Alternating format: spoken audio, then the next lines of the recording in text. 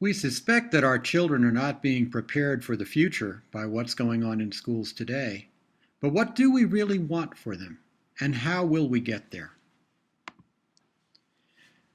Let's use a backwards design process. Instead of starting out with the goals and then designing strategies and then seeing how that works out, what we're able to do is look at student work today that's being created in new ways and examine this work to see what those performances reveal. Then, seeing what students are capable of, the amazing things they can do, we can ask, well, how did teachers get this to happen?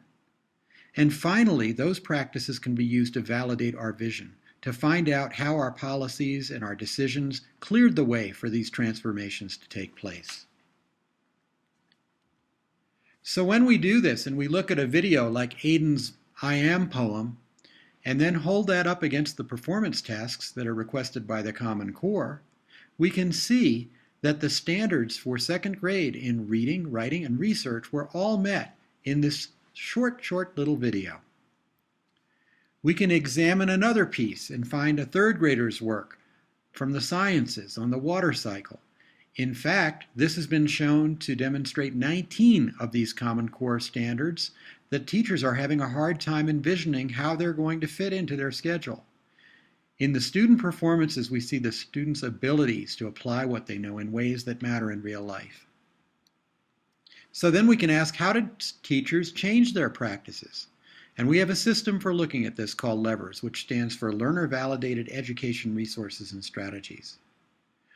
One of the key strategies is to look at the learning. And when we do this, we're able to validate strategies that line up the resources, activities, and research that go into the planning. We have to remember that all of the learning is done by the learner, so motivating and setting the conditions are essential for doing this work. And what we want to do is get real. That means relevant, engaging, applied learning. An example of this was a recent pilot in Los Alamos Middle School. It was funded by the Los Alamos Public Schools Foundation, and it involved 210 eighth grade students shown here. These students focused on critical issues. 109 of these students worked in 22 teams that were made up of students from different class periods. This meant they had to collaborate online and use technologies in new ways. It also meant that some of the rules had to be adjusted so that they could do this and bring in their own devices. A lot of things that had to be changed so they could work online together after school. The key was student voice and their choice in a variety of products to produce beyond the simple research paper that was always required before. The support for the teachers included this process, a 5-step process beginning with assessment, but then using those assessments to create goals that were logical next steps that could build on any student's prior knowledge.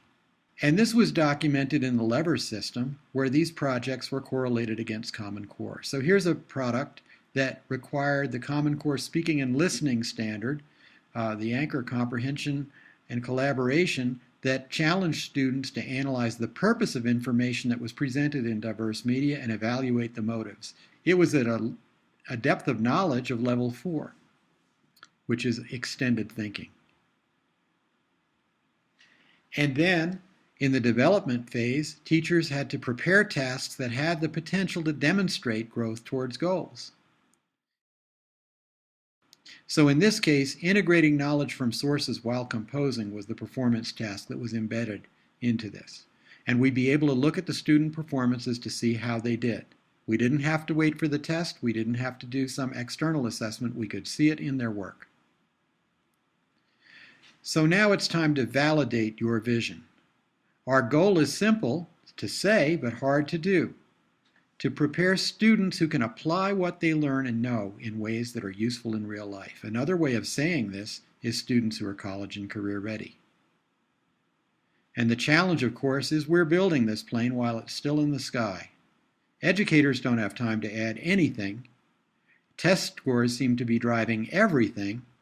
And we know that PD of less than 49 hours does not result in changed classroom practice. However, there's insufficient funding to allow this type of support to meet everyone's needs. What are we to do?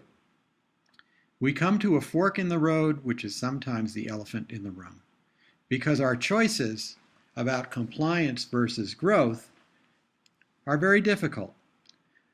Previously, we've been held accountable for the activities we did, which were measured on the scores that came out.